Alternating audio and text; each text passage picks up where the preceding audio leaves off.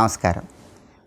ఈనాటి తిరుప్పావైలో గోదా గీతమాలికలో ఉన్నటువంటి రెండవ పాసురము, దానిలో ఉన్నటువంటి అంతరార్థము, విశేషార్థము పరిశీలిద్దాం. తిరుప్పావై పాసురాలకు అత్యంత సులభంగా అందరికీ అర్థమయ్యే రీతిలో డాక్టర్ కావూరి పాపయ్య శాస్త్రి గారు గోదా గీతమాలిక అనే పేరుతో తెలుగులోకి అనువదించారు. ఈ గోదా గీతమాలికలో ఉన్నటువంటి రెండవ గేయాన్ని పరిశీలిస్తే, వినుడు వినుడు సుజనులారా వినిపింతుము మా వ్రతము, గోకులమున జనించిన గొప్ప పుణ్యచరితులారా, తెలతెలవారక ముందే జలకమ్ముల నాడెదము, పరమపురుషు హరిని గూర్చి పరవశమున పాడెదము, మల్లెలు మొల్లలు ముడువము, కళ్ళకు కాటుక దిద్దము, పాలు నేయి మాని గోపాల బాలు కొలిచెదము, పెద్దల మార్గము విడవము, పెరవారల దూషింపము, పరుష భాషణములాడము, పండితులను సేవింతుము అంటూ గోదాగీతమాలికలో ఉన్నటువంటి రెండవ పాసురంలో డాక్టర్ కావూరి పాపయ్య శాస్త్రి గారు చాలా సులభంగా అందరికీ అర్థమయ్యే రీతిలో తిరుప్పావై వ్రతంలో మార్గశిర మాసంలో వచ్చే ధనుర్మాసంలో ఈ ధనుర్మాస స్నానం విశిష్టతను వివరిస్తున్నారు.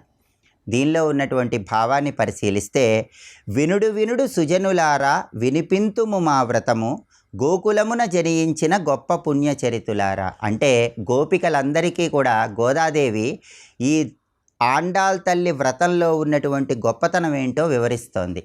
అంటే ధనుర్మాస వ్రతాన్ని ఏ విధంగా ఆచరించాలో, స్నానం చేయటం వల్ల కలిగేటటువంటి ప్రయోజనం ఏంటో, ఈ ధనుర్మాస వ్రతంలో పాటించాల్సిన ముఖ్యమైన నియమాలేంటో విశదీకరిస్తోంది.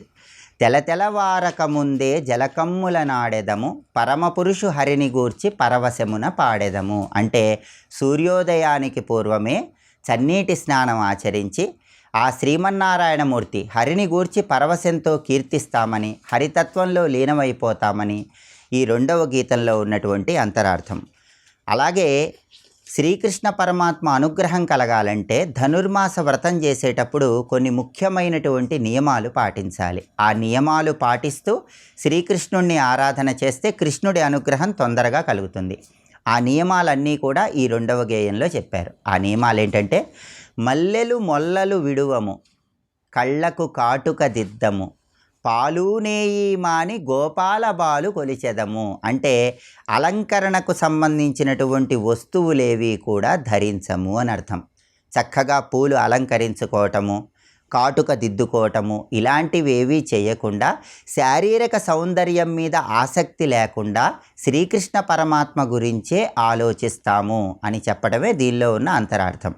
పాలు నేయి మాని గోపాల బాలు కొలిచెదము అంటే ఎంతో ఇష్టమైనటువంటి మధురమైన పదార్థాలను కూడా ఆహారంగా స్వీకరించకుండా నియమం పెట్టుకొని శ్రీకృష్ణ పరమాత్మ గురించి ఆరాధన చేస్తామని దీనిలో ఉన్న అర్థం. అలాగే దీంతో పాటుగా పెద్దల మార్గము విడువము, పెరవారల దూషింతము. అంటే పెద్దలు ఏదైతే మంచి మార్గం చెప్పారో ఆ మార్గంలోనే వెళుతూ పండితులను గౌరవిస్తూ పరుష భాషణములాడము, ఎదుటివారి మనస్సుకు బాధ కలిగించే విధంగా ఎటువంటి మాటలు మాట్లాడకుండా ఉండి శ్రీకృష్ణ పరమాత్మ అనుగ్రహం పొందటానికి అన్ని రకాలైనటువంటి చెడు గుణాలను విడిచిపెట్టి మంచి మార్గంలో ప్రయాణం చేస్తామని చెప్పటమే ఈ రెండవ గీతంలో ఉన్నటువంటి అంతరార్థం. కాబట్టి తిరుప్పావై వ్రతం ఆచరిస్తూ శ్రీకృష్ణ పరమాత్మను ఆరాధన చేసే వాళ్ళందరూ కూడా తెల్లవారుజామునే చన్నీటి స్నానం ఆచరిస్తూ తిరుప్పావై పాసురాలను గానం చేయడంతో పాటుగా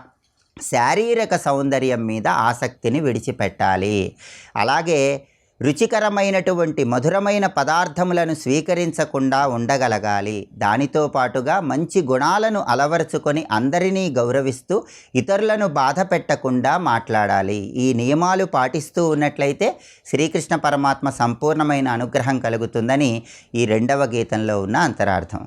ఇక్కడ గోపికలు స్నానం ఆచరిస్తున్నారంటే అది భగవత్ సంబంధమైన స్నానము, జీవాత్మ పరమాత్మల అనుసంధానానికి సంబంధించిన స్నానం అని అర్థం. అది భగవత్ సాక్షాత్కారం కోసం చేసే ప్రత్యేకమైన స్నానం, మోక్షప్రాప్తిని కలిగింపజేసే స్నానమని దీనిలో ఉన్న విశేషార్థంగా ప్రతి ఒక్కరూ గుర్తించాలి.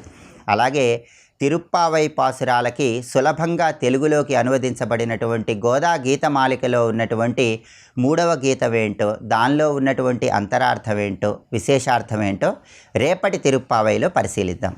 నమస్కారం.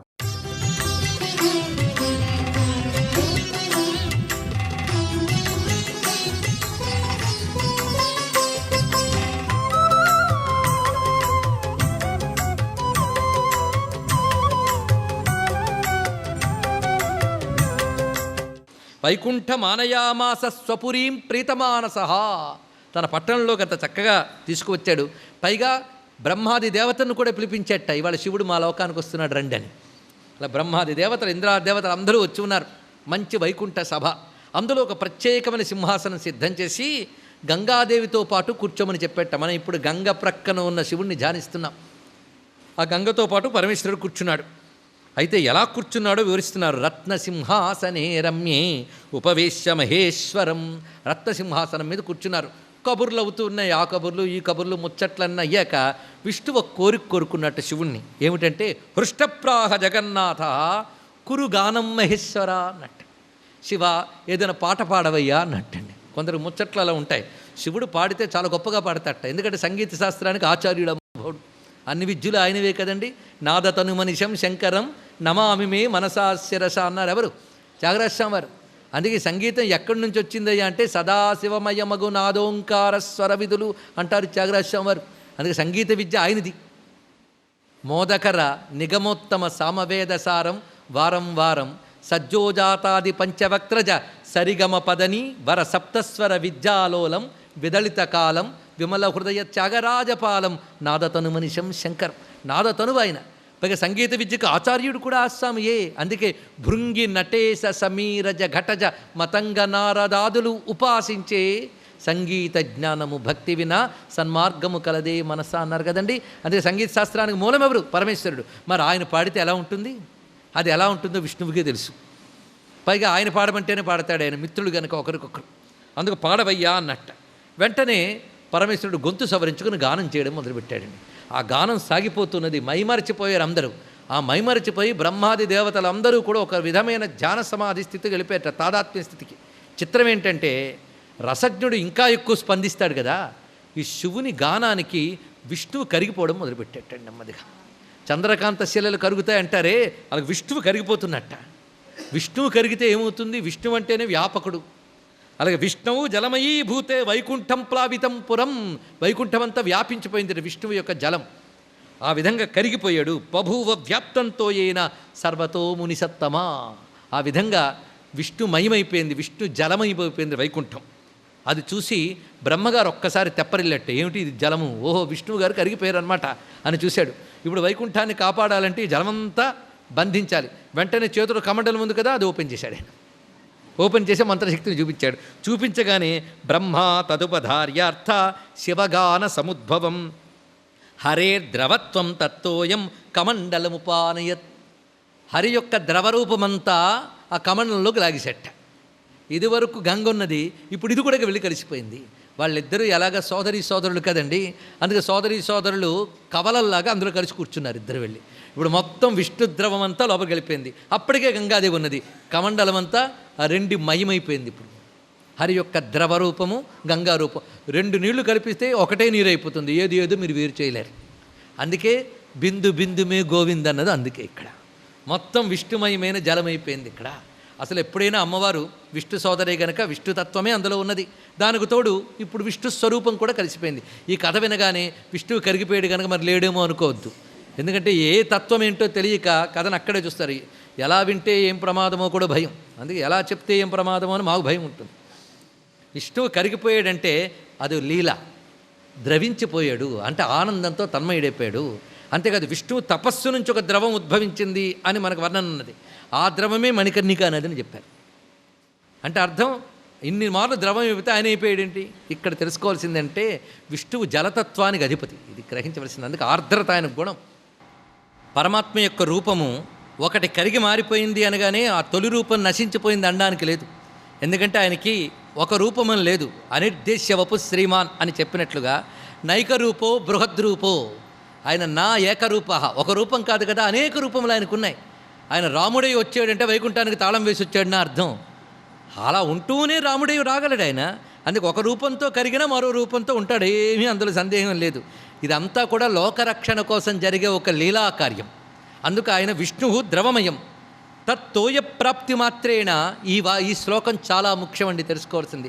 తత్తోయ ప్రాప్తి మాత్రేణ కమండలుగతామయ గంగాయా మూర్తిరేకాసి ద్రవరూపా పరాచస అంతవరకు గంగారూపం ద్రవరూపంగా ఉన్నది, ఇప్పుడు దానికి విష్ణు ద్రవరూపం కూడా కలిసింది. మొత్తానికి దీని యొక్క సారాంశం ఏంటంటే గంగ విష్ణుస్వరూపిణి వైష్ణవి అని చెప్పడం ఈ కథలో ఉన్నటువంటి సంకేతం. సుషువేచ సుతాంచారు సర్వాంగి, ఈ విధంగా ఉన్నటువంటి ఆ గంగాదేవి సంపూర్ణంగా విష్ణుమయంగా భాషిస్తున్నది. బ్రహ్మ కమండలౌ కృత్వా గంగాం నీరమయీం మునే ప్రయయౌ స్వపురం లక్ష్మీమాశ్వాస్యచ సరస్వతిం.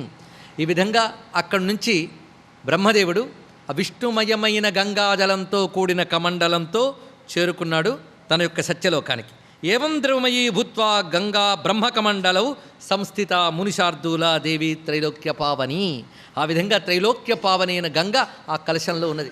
ఊరకనే కమండలంలోకి వెళ్ళిందా, ఒకానొక లక్ష్యంతో వెళ్ళింది గనక తిరిగి రావాల్సిన సమయం అంటూ ఒకటి ఉన్నది. కమండలంలో విష్ణుమయి అయినటువంటి గంగాదేవి భాషించుతున్నది. ఇలా ఉండగా కొంతకాలానికి బలిచక్రవర్తి ప్రకృతి శాస్త్రానికి విరుద్ధంగా, విశ్వనియమాలకు విరుద్ధంగా ఇంద్రుని యొక్క త్రిభువనైశ్వర్యముల్ని హస్తగతం చేసుకున్నప్పుడు విశ్వనియమ ప్రవర్తనకుడై నారాయణుడు ఎవరికి నియమం వారికి అందించడం కోసమని ఇంద్రుని యొక్క త్రిలోకరాజ్యం ఇంద్రుడికి అందించాలని తాను వామనుడై బలిచక్రవర్తికి వద్దకు వచ్చి 3 అడుగుల దానం అడిగి క్రమంగా ఆ దానం పుచ్చుకొని ముల్లోకాలు ఆక్రమించాడు. ఒక పాదంతో భూమిని కొలిచాడు, మరొక పాదాన్ని ఆకాశానికి ఎత్తి ఊర్ధ్వలోకములన్నీ కొలిచాడు. ఒక అడుగుతో మొత్తం అధోలోకములు అయిపోయాయి, ఒక అడుగుతో ఊర్ధ్వలోకాలు అయిపోయాయి. 3 అడుగుల్లో 2 అడుగులు అయ్యాయి, ఇంకో అడుగు ఇవ్వడానికి చోటు మిగలలేదు బలిచక్రవర్తి. అప్పుడు నిర్ణయించుకున్నాడు, నావన్నీ నీ 2 అడుగులకి అయిపోయాయి, నేను మిగిలేను, అది నీ 3వ అడుగుకి ఇచ్చుకుంటానన్నాడండి. ఇది తెలుసుకోవాలి. మమకారం అంతా 2 అడుగులకి ఇచ్చాడు, అహంకారాన్ని 3వ అడుగుకి ఇచ్చాడు. ఇది బలిచక్రవర్తి కథలో ఉన్నటువంటి ఆంతర్యం. సర్వం శ్రీ జగన్మాతృ చరణారవిందార్పణమస్తు. స్వస్తి.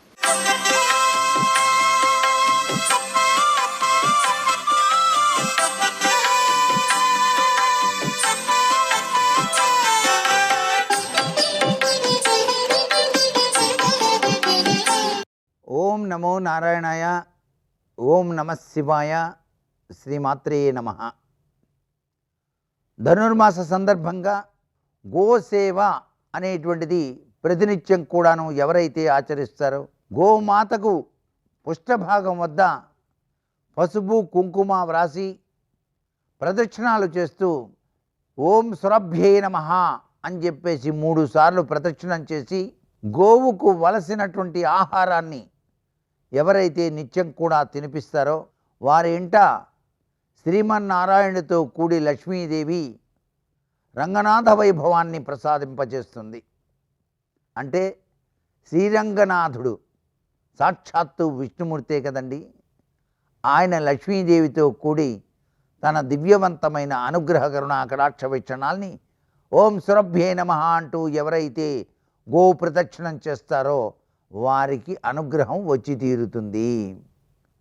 సాక్షాత్తు గోవులో దేవతా స్వరూప లక్షణం గోచరిస్తూ ఉంటుంది. కాబట్టి గోవు యొక్క ముఖార విందం దగ్గర పసుపు కుంకుమ అద్ది ఆ యొక్క కొమ్ములకి కొద్దిగా నీరు చల్లి నెత్తిన చల్లుకోవటం వల్ల కూడాను త్రిమూర్త్యాత్మకమైనటువంటి లక్షణం బ్రహ్మ విష్ణు మహేశ్వర యొక్క అనుగ్రహం కలుగుతుంది. అందుకే ఈ మార్గశీర్ష మాసంలో ధనుర్మాస రీత్యా గోవు సేవ చేయడంతో పాటుగా విష్ణుదేవుని ఆరాధన చేయడంతో పాటుగా ప్రతినిత్యం కూడాను తులసి మాలికను ఆ రంగనాథునికి సమర్పించితే చాలు. విష్ణు చిత్తుడు ఆనాడు ఏ విధంగా అయితే ప్రతినిత్యం వివిధ రకాలైనటువంటి పూలతో మాలికను అల్లి ఆ స్వామికి సమర్పించాడు, అలాగే మనం తులసి మాలికను కనుక విష్ణుదేవునికి కనుక సమర్పించినట్లయితే తులసి ప్రియుడవు నీవని తెలిసి అన్న చందంగా ఆ స్వామి యొక్క దివ్యానుగ్రహాన్ని మనం సాధించడానికి ఆస్కారం ఎంతగానో ఉంటుంది కదా. మరి సర్వే జనా సుఖినో భవంతు.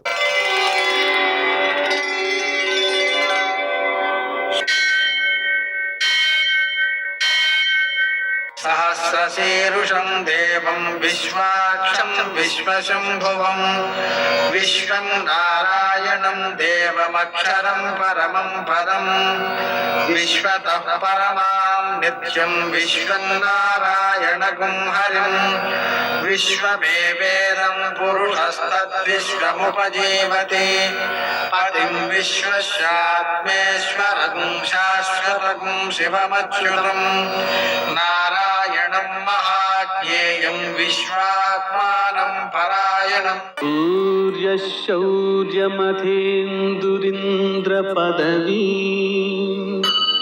సన్మంగళం మంగళం. ఆపదామవహర్తారం దాతారం సర్వసంపదాం లోకాభిరామం శ్రీరామం మోక్షదంతం నమామ్యహం. నేటి కాలమాన విశేషాలను గమనిద్దాం. స్వస్తి శ్రీ చాంద్రమాన విశ్వావసనామ సంవత్సరం దక్షిణాయనం హేమంత ఋతువు మార్గశిరమాసం కృష్ణపక్షం బుధవారం. సూర్యోదయం 6:43 సూర్యాస్తమయం 5:41. తిథి త్రయోదశి రాత్రి 2:32 వరకు, నక్షత్రం విశాఖ సాయంకాలం 5:10 వరకు, వర్జం రాత్రి 9:39 నుంచి 11:27 వరకు, దుర్ముహూర్తం మధ్యాహ్నం 11:50 నుంచి 12:34 వరకు, అమృతకాలం ఉదయం 7:15 నుంచి 9:03 వరకు, రాహుకాలం బుధవారం కాబట్టి మధ్యాహ్నం 12 గంటల నుంచి 1:30 వరకు, అష్టగౌర్గరీత్యా శుభప్రదమైన కాలం ఉదయం 11 గంటలకి.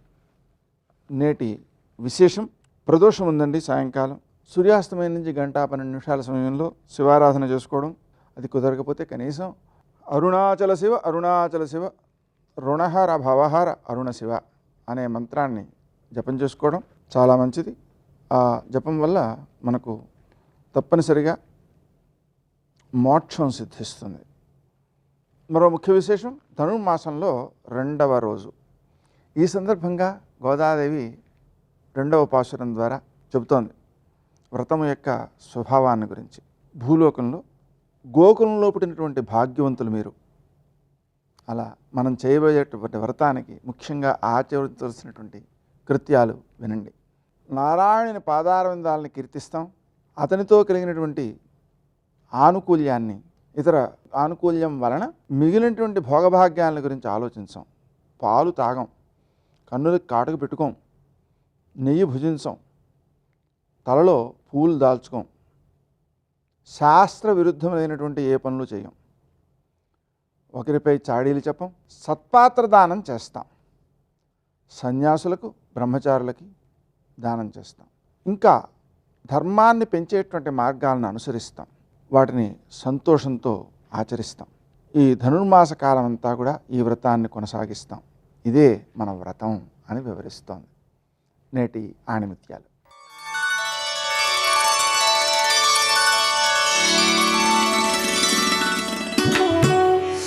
ఇతరులను విమర్శించే వ్యక్తి దిగజారుతాడు, సమస్యను విశ్లేషించే వ్యక్తి ఎదుగుతాడు.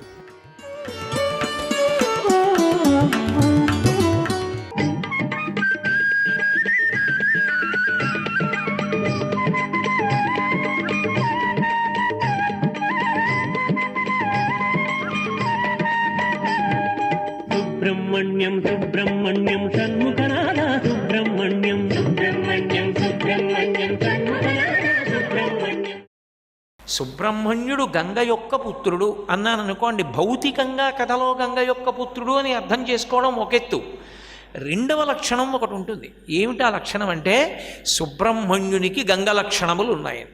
గంగ యందు 2 విశేషమైన గొప్ప లక్షణాలు ఉన్నాయి. ఒకటి, పాపములను పరిహరిస్తుంది. కేవలం మునక చేత పోతాయి. గంగ యందు మజ్జనమిడితే, మజ్జనము అంటే తల ముంచడం, తల ముంచితే గంగ తీసేస్తుంది పాపాన్ని. తల ముంచలేకపోతే, గంగ దగ్గరికి వెళ్ళలేకపోతే ఏమవదు. గంగ ఒడ్డున నిలబడి గంగని చూస్తే చాలు. నేను కాశీఖండంలోంచి చెప్తున్నాను మీకు ఈ విషయం. 104 డిగ్రీలు జ్వరం వచ్చింది, గంగా స్నానం చేయలేకపోయాడు. ఏం చెయ్యాలని అడిగారు. గంగలో స్నానం చేస్తున్న వాళ్ళని గంగ ఒడ్డున నిలబడి చూసి వచ్చేసాడు అనుకోండి, నమస్కారం పెట్టి వీడు స్నానం చేశాడని వేస్తారు ఒక్క గంగ విషయంలో. ఒకవేళ అసలు 104 జ్వరం మాట దేవుడు ఎరుగు, ఎప్పుడూ కాశీయే వెళ్ళకపోతే, అవకాశమే కుదరకపోతే గంగా గంగా గంగా అని 3 మాటలు అంటే చాలు, గంగా స్నానం చేసినట్టు. గంగా స్నానం చేస్తే ఏమవుతుంది? పాపాలు పోతాయి. పాపాలు పోతే ఏమవుతుంది? ఈశ్వరుణ్ణి చేరుకోవడానికి మార్గం సుగమవుతుంది. వైదికాన్ని వైదికంగా అర్థం చేసుకోవాలి. వైదికాన్ని అర్థం చేసుకునేటప్పుడు సామాన్యమైనటువంటి విషయములను చొప్పించకూడదు. పాపాన్ని పోగొట్టుకోవాలి అని ఎందుకు అనుకోవాలి? అసలు పాపం ఉంటే ఏమవుతుంది? కష్టం అనుభవిస్తారు. పుణ్యం ఉంటే ఏమవుతుంది? సుఖాన్ని అనుభవిస్తారు. జ్ఞాని దృష్టిలో సుఖము దుఃఖము ఒకటే. పాపం పోగొట్టుకుందామన్న తాపత్రయం దేని కొరకు? అసలు ఎందుకు పాపం పోగొట్టుకోవడం? పుణ్యం పోగొట్టుకుందామని ఎందుకు అనుకోవు? పాపం పోగొట్టుకుందామని ఎందుకు అనుకుంటుంటావు? అంటే వైదిక రహస్యం ఏమిటంటే, పాపం ఎందుకు పోగొట్టుకొమ్మని శాస్త్రాలు చెప్తాయంటే అవి భగవంతుణ్ణి చేరడానికి ప్రతిబంధకములు. పుణ్యం అలా కాదు. పుణ్యము చిత్తశుద్ధికి హేతు, పాపము చిత్తశుద్ధికి హేతువు కాదు. చిత్తశుద్ధి పొందడు పాపం ఉంటే. పుణ్యము నేను సుఖాన్ని అనుభవించాలని కోరుకోలేదనుకోండి, నేను విహిత కర్మగా పుణ్యకర్మలు చేసేసి ఆ పుణ్యకర్మలన్నీ దేని కొరకు? ఈశ్వరుడు నాతో చేయించాడని నేను విడిచిపెట్టేశాను అనుకోండి, దాని ఫలితం నాకు రావాలని అడగలేదు. ఇప్పుడు నాకు ఆ పుణ్యకర్మ వలన ఒక ఫలితం రాదు. రాకపోతే ఏమవుతుందంటే నాకు చిత్తశుద్ధి కలుగుతుంది. పుణ్యకర్మకు ఆ లక్షణం ఉంటుంది, అది చిత్తశుద్ధిని ఇస్తుంది. చిత్తశుద్ధి కలిగితే పాత్రత కలుగుతుంది. పాత్రత కలిగితే జ్ఞానము అందులోకి వడ్డింపబడుతుంది. ఆ జ్ఞానము మోక్షమునకు కారణమవుతుంది. కాబట్టి పుణ్యం ఉంచుకుంటూ ఉంటాడు, పాపం పోగొట్టుకోవాలి. పాపం ఎందుకు పోగొట్టుకోవాలి? భగవంతుణ్ణి చేరడానికి అది ప్రతిబంధకంగా వస్తుంది, అంటే అడ్డు వస్తుంది. ఓ గుడికి ఎడదామని నేను బయలుదేరాను అనుకోండి, నేను గుడికి ఎడదామని బయలుదేరి బయటికి వస్తూ ఉంటే నన్ను కలుద్దామని వచ్చారనుకోండి, ఆయన గుడికి బయలుదేరారండి అన్నారనుకోండి, వెళ్ళిపోతారు, పక్కకి తొలగిపోతారు, దృష్టిలో పడరు. ఎందుకు పడరు అంటే, ఒకవేళ నేను చూసి ఓ మీరు వచ్చారా అని రండి లోపలికి అని లోపలికి వెళ్ళాను అనుకోండి, ఇప్పుడు ఏమవుతాడో తెలుసా? వచ్చినవాడు నేను గతంలో చేసిన పాపానికి ఫలితం వాడి రూపంలో వచ్చింది. దేవాలయానికి వెళ్లకుండా అడ్డగించాడు, అడ్డగించి వెనక్కి పంపాడు. తర్వాత పెద్ద వర్షం పడి నేను వెళ్ళలేకపోవచ్చు. వెళ్ళినా ఈయనతో మాట్లాడిన మాటల యొక్క ప్రభావం అంతకుముందు నేను గుళ్ళోకి వెడితే నా మనసు నిశ్చలంగా ఉన్నంతగా ఉండకపోవచ్చు. కాబట్టి ఇప్పుడు నా పాపము ప్రతిబంధకమైతే పరమేశ్వరుణ్ణి చేరకుండా చేస్తుంది. పాపమునకు వైదికంలో లక్షణం ఏమిటంటే ఈశ్వర మార్గమునందు ప్రతిబంధకము. ఈ ప్రతిబంధకాన్ని తొలగించడం అన్ని మూర్తులకు సాధ్యం కాదు, అన్ని ఆరాధనల చేత సాధ్యం కాదు. అందుకే అందరూ అలా చెయ్యలేరన్నదే శంకరాచార్యుల వారి యొక్క సిద్ధాంతం. అందుకని షణ్మత స్థాపనాచార్యులు అయ్యారు వారు. పరమేశ్వరుడు శైవం అంటారు, శాక్తేయము పరదేవత, కౌమారము సుబ్రహ్మణ్యుడు, గాణాపత్యము విఘ్నేశ్వరుడు, వైష్ణవము శ్రీ మహావిష్ణువు, సౌరము సూర్యభగవానుడు.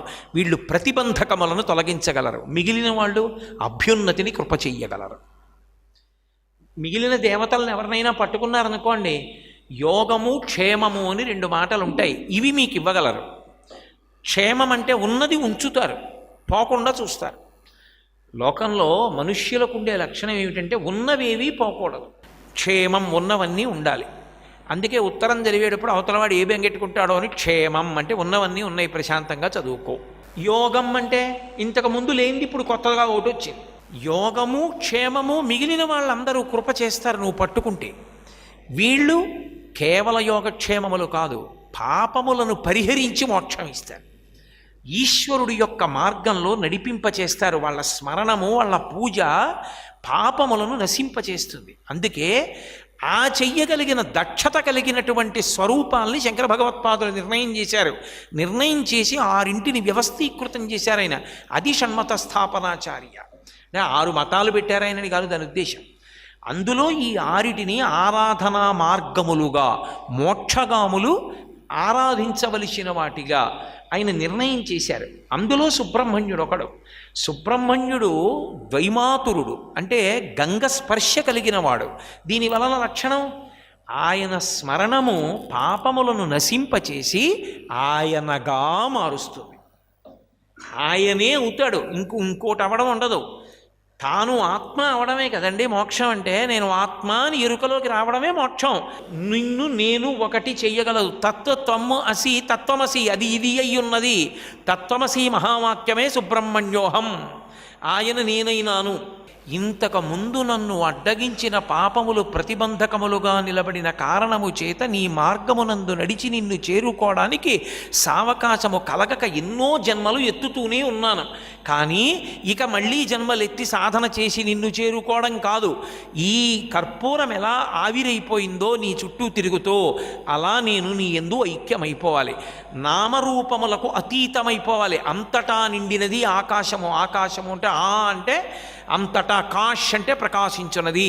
అంతటా నిండిపోయిన ఆకాశస్వరూపమైనటువంటి నీవు నేను కావాలి. అందుకే సుబ్రహ్మణ్యుడు కూడా ఎక్కడి నుంచి వచ్చాడు అంటే ఈ తత్వంలోంచే ఆ తత్వం రావాలి. ఆ తత్వం విడవడడానికి అవకాశం ఉండదు.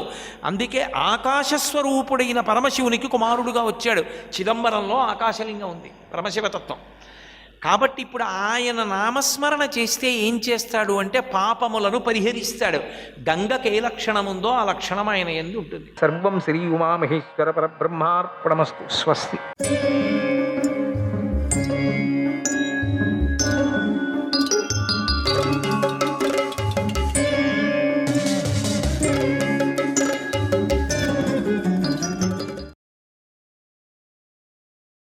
అరణిని మతించినట్లుగా వృషపర్వుని కూతురు శర్మిష్ఠ పలికిన మాట నా హృదయాన్ని మతిస్తుంది. అంత అగ్ని మతించినట్టుగా మతిస్తూ ఉన్నది. ఆ మథనం, అగ్ని మథనం అంటారు. అగ్నిని మీరు చూసిండొచ్చు, యజ్ఞం ముందు అగ్నిని 2 అరణి తీసుకొని పైన ఒకటి కింద ఒకటి పెట్టుకొని చిలుకుతారు. ఆ చిలికేటప్పుడు ఎంత వేడి కలుగుతుంది. ఆ 2 చెక్కలకి ఎంత వేడి, కొన్ని మంత్రాలతో అగ్ని ఉత్పత్తి అవుతుంది. అదే అగ్నితో యజ్ఞం చేస్తారు. మామూలు కడ్డి ఇట్లా అనుకొని చెయ్యి అనుకొని చేయరు. కడ్డి పెట్టుకొని ఒక లైటర్ వెలిగించి కర్పూరంతో, అది యజ్ఞం కాదు, అది అటు చేయరు. అది మతించే బాగా అగ్నిని. ఆ విధంగా నా హృదయంలో ఆవిడ మాట్లాడిన మాటలకి నా హృదయంలో అగ్ని మతించినట్టుగా అవుతున్నది నాకు. ఇంతకంటే దుఃఖకరమైన మాట మరొకటి ఈ 3 లోకాల్లోనే లేదు. పరుషమైన మాట, అటువంటి చెడ్డ మాటలు, ఇందులో సందేహమే లేదు. నన్ను బాధిస్తూ ఉన్నది ఆ మాటలకి. సజ్జనులు, పరుషవాక్కులు పలికేవాడితో స్నేహం చెయ్యరు ఎప్పటికీ కూడా. సంపద లేకుండా వెలిగిపోతున్న శత్రువుల సంపదను ఆశ్రయించేవాడు మరణించడం మంచిది అని చెప్పారు. ఆయన పెద్దలు చెప్తున్నారు. నీచులతో సాంగత్యం చేసినవాడు మెల్లమెల్లగా అవమానాన్ని పొందుతాడు. నోటి నుంచి వెలువడిన వాగ్బాణాలు తగిలినవాడు రాత్రి పగలు దుఃఖిస్తాడు. శాస్త్రంలో కూడా ఉన్నది, దూషించకూడదు. అలాగే శస్త్రం వల్ల, విషం వల్ల, అగ్ని వల్ల కలిగే దుఃఖం మెల్లమెల్లగా అనుభవంలోకి వస్తుంది. కానీ కఠినమైన మాట మాత్రం వెంటనే కష్టాన్ని కలిగిస్తుంది, బాధను కలిగిస్తుంది. చాలామంది ముఖం మీదే మాట్లాడతారు కఠినమైనటువంటి మాట. పైగా ఏమంటారు, సత్యమే కదా నేను చెప్తున్నాను, సత్యానికి నేనెందుకు భయపడాలా అంటుంటారు. అంటే ఎదురు మనిషి ఏమైనా కానీ సత్యాసత్యం తెలుసుకోకుండా, దాన్ని విమర్శించుకోకుండా, దాన్ని పరీక్షించుకోకుండా ఎదురుగా ఉండేటువంటి వ్యక్తిని దూషించినప్పుడు కలిగినటువంటి, అమాయకుడైతే కలిగేటువంటి బాధ చెప్పనలవి కాదు. కనుక పండితుడైన వాడు ఇతరులను పరుషవాక్యాలతో బాధించకూడదు. అంటే ఇష్టం వచ్చినట్టు గర్వంతో చేరినటువంటి నీచమైన, ఇంకా కింద దృష్టి చూసేటువంటి ఒక అర్థం, ఆ కింద చూసేటువంటి అర్థంతో దూషించకూడదు. బాణాల చేత కానీ గొడ్డలి చేత కానీ నరకబడిన వనం మెల్లమెల్లగా మొలిచి పెరుగుతుంది కదా, అటువంటి దాండ్లతో కొడితే. కానీ పరుషవాక్కల చేత గాయపడినటువంటి మనస్సు యొక్క గాయం మాత్రం నశించదు, వికసించదు. మనం అంటామే గ్లాసు కిందపై పగిలిపోతే మళ్ళీ అంతుకోదు అంటామే, అట్లా అందుకని జాగ్రత్తగా దగ్గరగా ఉండే వాళ్ళ దగ్గర జాగ్రత్తగా ఉండాలా. అతకదు, ఇష్టం వచ్చినట్టు మాట్లాడుకోకూడదు, ఇష్టం వచ్చినట్టు హాస్యం పరిహాస్యము చేయకూడదు. మామూలుగా హాస్యం చేస్తూ చేస్తూ అది సీరియస్ అయిపోయి కొనాకు శాపగ్రస్తులా ఇద్దరు కూడా అయిపోతుంటారు. చాలా పెద్ద పోట్లాట అయిపోతూ ఉంటుంది. అందుకని అత్యంత ప్రియమైనటువంటి స్నేహితులు తమాషగా కూడా కొట్టుకోకూడదు, తమాషి చేసుకోకూడదు అని ఇద్దరితో ఓం శ్రీకృష్ణాయ పరమాత్మనే నమః. శర్మిష్ఠ దేవయానికి దాస్యగుట అనేటువంటి విషయం చెప్పబడింది. ఇప్పుడు ముందుకేమవుతుందో. వైశంపాయనుడు జనమేజయుడికి ఇలా చెప్పాడు, ఓ రాజా, దేవయాని మాటలు విని శుక్రుడు కోపించి తన కూతురు ఆట విన్నాడు. సింహాసనంలో కూర్చున్నటువంటి వృషపర్వుడి వద్దకు వచ్చి ఇలా అన్నాడు, నా ధర్మశ్చరితో రాజన్ సద్య ఫలతి గౌరివ శనైరావర్త్యమానో హి కర్తుర్మూలాని కృంతతి. ఓ రాజా, అధర్మం ఆచరిస్తే అది గోవులాగా వెంటనే ఫలితాన్ని ఇయ్యదు. గోవును కొంతకాలం మేపిన తరువాత అది గర్భాన్ని ధరించి సంతానాన్ని కని తర్వాత పాలిస్తుంది. భూమిని దున్ని విత్తనాలు చల్లిన తరువాత కొంతకాలానికి పంట పండుతుంది. అదేవిధంగా అధర్మం మెల్లమెల్లగా దానిని ఆచరించిన వాడి మూలాలనే ఛేదిస్తుంది. అధికంగా తిన్న అన్నం పొట్టలో మెల్లగా హాని కలిగించినట్లుగా చేసిన పాపం తన యందు కానీ, పుత్రుల యందు కానీ, మనుమల యందు కానీ తప్పగా ఫలించి తీరుతుంది. పుత్రులు కానీ, మనవాళ్ళు కానీ పిల్లల మీద ఖండితము పడుతుంది, ఫలిస్తుంది, బాధిస్తుంది. కచుడు ధర్మాత్ముడు, జితేంద్రియుడు, సహనశీలి, నా శిష్యుడు. అతడిని మళ్ళీ మళ్ళీ చంపించావు. వీడే చేసిన పని అది. ఓ వృషభపర్వ, రాక్షసుడు కదా. చంపకూడని కచుడిని చంపడం వల్ల, నా పుత్రికను హతమార్చాలని చూడటం వల్ల నేను నిన్ను విడిచిపెడుతున్నాను. నీ రాజ్యంలో నీతో కలిసి ఇకపై ఒక్క క్షణం కూడా ఉండలేను. నేను ఎప్పుడైనా నీకు అబద్ధం చెప్పానా? నీ దోషాన్ని నువ్వు నిగ్రహించుకోకుండా నన్ను ఉపేక్షిస్తున్నావు.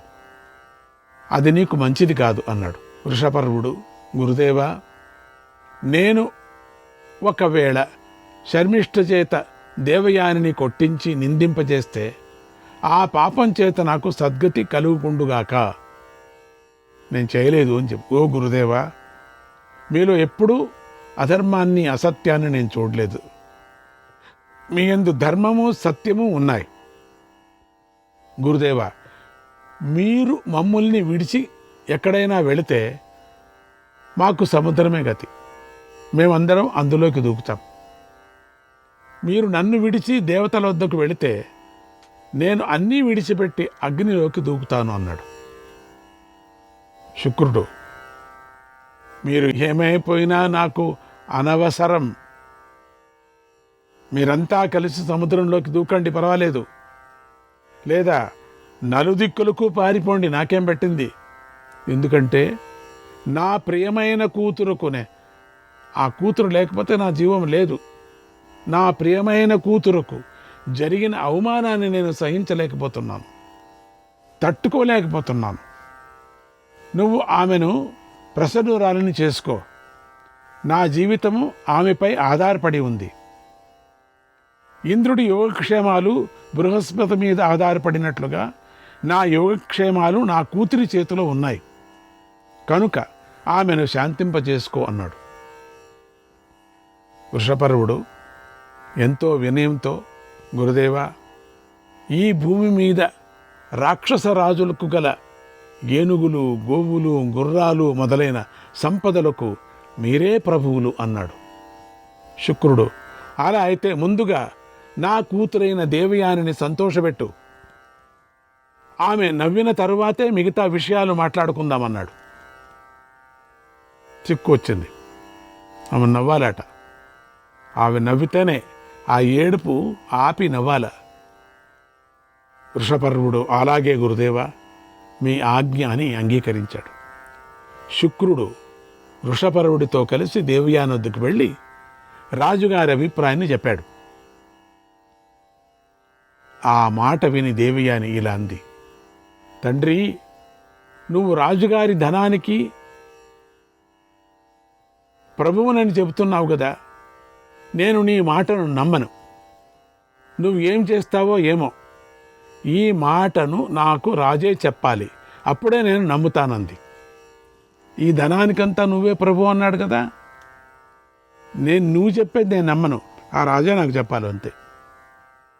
వెంటనే వృషపర్వుడు, అమ్మాయి, నేనే చెబుతున్నాను, నువ్వు కోరుకున్నది ఇస్తాను, అది ఎంత దుర్లభమైనా ఇస్తాను, కోరుకో అన్నాడు. అప్పుడు దేవయాని, అలా అయితే నీ కుమార్తె శర్మిష్ఠ తన 1000 మంది దాసీలతో నన్ను సేవించాలి. నేను పెళ్లి చేసుకొని వెళ్ళిన చోటికి కూడా తన దాసీలతో సహా రావాలి అంది. ఇంత పెద్ద షరతు పెట్టింది. వృషపర్వుడు, ఓ దాది, వెంటనే వెళ్ళి శర్మిష్ఠకు ఇక్కడ తీసుకొని రా అని దాదిని పంపించాడు. వెళ్ళి దాదిని. దేవయాని ఏ కోరిక కోరితే దాన్ని వెంటనే చేయాలి. త్యజేదేకం కులస్యార్థే గ్రామస్యార్థే కులం త్యజేత్ గ్రామం జనపదస్యార్థే ఆత్మార్థే పృథివీం త్యజేత్. వంశాన్ని రక్షించుకోవటం కోసం ఒక వ్యక్తిని విడిచిపెట్టాలి. గ్రామాన్ని రక్షించుకోవటం కోసం వంశాన్ని విడిచిపెట్టాలి. దేశాన్ని రక్షించుకోవటం కోసం గ్రామాన్ని విడిచిపెట్టాలి. ఆత్మరక్షణార్థం భూమినే విడిచిపెట్టాలి అన్నాడు. ఈ మంత్రం అత్యద్భుతమైనటువంటి మంత్రం. దాది వెంటనే శర్మిష్ఠ వద్దకు వెళ్ళి, ఓ శర్మిష్ఠ, లే లే, దేవయాని మాట మేరకు శుక్రుడు మన రాజ్యాన్ని విడిచిపోతుంటే రాజుగారు ఆయనను వదులుకోలేకపోయారు. నిన్ను తీసుకొని రమ్మని చెప్పారు. ఓ పుణ్యాత్మరాల, ఆ దేవయాని దేనిని కోరితే దాన్ని నువ్వు ఇప్పుడే చేయాలంది. శర్మిష్ఠ, దాది, దేవయాని దేన్ని కోరితే నేను దానిని ఇప్పుడే చేస్తాను. దేవయాని కోసమై గురుదేవులు నన్ను పిలిచారు. నేను చేసిన దోషం వల్ల ఆయన దేవయాని రాజ్యం విడిచి వెళ్ళిపోవలసిన పని లేదు అంది. నేను చేశాను ఆ తప్పు, అందుకని ఇంత జరగాల్సిన పని లేదు. తర్వాత శర్మిష్ఠ పల్లెకలు ఎక్కింది వెళ్ళటానికోసరం. 1000 మంది కన్యలతో కలిసి తండ్రి ఆజ్ఞ ప్రకారం పురాన్ని విడిచి అడవికి చేరింది. దేవయాని వద్దకు వెళ్ళి నమస్కరించి, ఓ దేవయాని వద్దకు వెళ్ళి, దేవయాని, 1000 మంది సేవకులతో నేను నిన్ను సేవిస్తాను. నేను నీ పరిచారకను. ఈ రోజు నుంచి, ఇప్పటి నుంచి నీ తండ్రి నిన్ను ఎవరికిచ్చి పెళ్లి చేస్తే నేను కూడా ఆ చోటికి వచ్చి నిన్ను నేను సేవిస్తానంది. దేవయాని, అలాగే సరే, నేను స్తుతించేవాడికి, యాచించేవాడికి, ప్రతిగ్రహించేవాడికి కూతురుని కదా, మరి నువ్వు నాకు దాసివి ఎలా అవుతావు? అప్పుడు చెప్పిన మాటలు ఇక్కడ పొడిచింది. అప్పుడు అయిపోయింది కదా, ఇంతవరకు వచ్చేసింది కదా. ఈ పిల్ల మహారాజు కూతురు కదా, దాసిగా ఉంటానని చెప్పింది కదా, 1000 మంది పరిచారకులతో ఉంటానని చెప్తుంది కదా. తర్వాత పెళ్లి నువ్వు ఎక్కడ చేసుకుంటావు అక్కడికి కూడా నేను వస్తానని చెప్పింది కదా. ఎందుకంటే రాజ్యాన్ని రక్షించాలా. దీనికన్నా మంత్రం చెప్పుకున్నాం కదా, అది రాజ్యాన్ని రక్షించాలా, గ్రామాన్ని రక్షించాలా, కుటుంబాన్ని రక్షించాలా. మరి నువ్వు నాకు దాసి ఎలా అవుతావు? నాకు బాగా సేవ చేస్తావా అని మాటలతో వెక్కిరించింది. శర్మిష్ఠ వినయంగా, ఎన్ని కష్టాలు అనుభవించినా సరే, బాధపడుతున్నా నా బంధువులకు సుఖాన్ని కలిగించాలి కాబట్టి నువ్వు వెళ్ళిన చోటుకెల్లా నేను నీ వంటే వస్తాను, నీకు దాస్యం చేస్తాను అంది. లేకపోతే వాళ్ళ నాన్న వెళ్ళిపోతాడు శుక్రాచార్యుడు. వెళితే శుక్రుడు వెళ్ళిపోతే బతికించేది ఎవరు? రాక్షస వంశం అంతా నాశమైపోతుంది. అదిగాక శుక్రాచార్యుడు వెళ్ళిపోతే రాజుగారు సముద్రంలో పడిపోతానంటున్నారు, లేక అగ్నిలో పడిపోతానంటున్నారు. ఇది ఎక్కడ గ్రాచారం? అందుకని నేను సిద్ధంగా ఉన్నాను దేవయాని, నీకు సేవ చేయటానికి సిద్ధంగా ఉన్నాను. నేను మా జనాన్ని నేను రక్షించాలా, మా ఊరిని నేను రక్షించాలా. కాబట్టి నాకెంత అవమానమైనా చింత లేదు, నువ్వు ఏ పని చెప్పినా చేస్తా నేను. అలా శర్మిష్ఠ మాట ఇవ్వగానే దేవయాని తండ్రితో ఇలా అంది, తండ్రి, నేనిక వృషపర్వుడి పురంలోకి అడుగు పెడతాను. ఇప్పుడు ఇదంతా అయిన తర్వాత నీ విజ్ఞానం, నీ విద్యాబలం అమోఘమైనవి. ఇప్పుడు నీ శక్తి ఏమిటో నాకు తెలిసింది. ఇంత అయిన తర్వాత నాన్ననే పరీక్ష చేసింది ఈవిడ.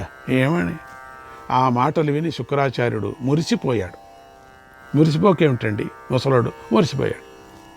ఎంతో ఆనందిస్తూ దేవయానితో కలిసి పురంలోకి ప్రవేశించాడు.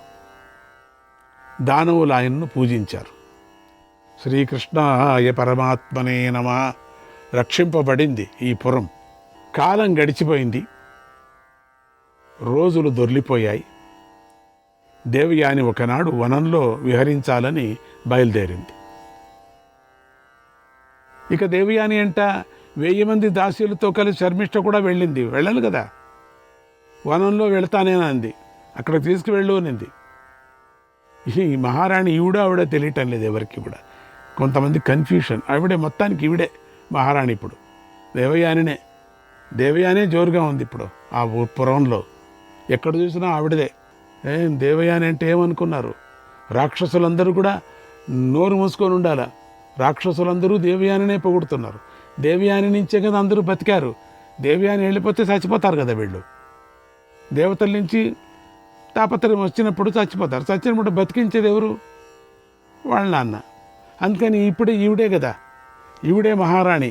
కాబట్టి వీడికే అందరూ అభిషేకాలు. ఇప్పుడు ఒకరోజు వనానికి వెళ్ళాలనిపించింది. వెళదామని అందరూ 1000 మంది పరిచారకులతో కలిసి శర్మిష్ఠ తాను కూడా సేవ చేస్తూ వెనక తట్టు ఒక పెద్ద ఒక చీరలాగా వస్తూ ఉంది. ఒక 2-3 కిలోమీటర్ల వరకు ఉంటుంది ఆ చీర. ఆ చీరను 1000 మంది పట్టుకోవాలి. ఆ చీరను అది కట్టుకొని ఇట్లా ఉంటుంది. ఇట్లా మీరు చూసారో లేదో, సినిమాల్లో చూసి ఉండొచ్చు మీరు. అది పట్టుకొని రావాలా. అట్లా అందరూ పట్టుకొని దానికంతా డమ్ డుమ్ అని ఇంకొకటి కట్టుకొని పెద్ద పెద్ద మేళాలతో డప్పర్లతో రావాలంతా. దేవయాని చూడండి ఎక్కడుంది చూడండి. తీసుకువెళ్ళారు, వనానికి తీసుకువెళ్ళారు. ఒక చోట మంచిగా చూసి వనంలో అక్కడ అందరూ ఆనందంగా ఆటలాడుతున్నారు, పాటలు పాడుతున్నారు, తేనెని త్రాగారు. తన ఇష్టం వచ్చిన ఆట ఆడుతున్నది. అందరూ ఈ దాసీలు ఆడాలా, లేకపోతే ఊరికి ఉండటానికి వీల్లేదు. సమంగా ఆడాలా. హైచి అంటే దూరం వెళ్ళిపోవాలా, మళ్ళీ ఆడాలా. ఇదేక ఆటను ఆడుతున్నారు. మొత్తానికి అందరూ ఆడుతున్నారు. ఈవిడే అన్నీ, ఓడిపోయినా ఈవిడే ఫస్ట్, గెలిచినా ఈవిడే ఫస్ట్, ఆట రాకపోయినా ఈవిడే ఫస్ట్, అన్ని దాంట్లోకి ఈవిడే ఫస్ట్. శ్రీకృష్ణాయ పరమాత్మనే నమః.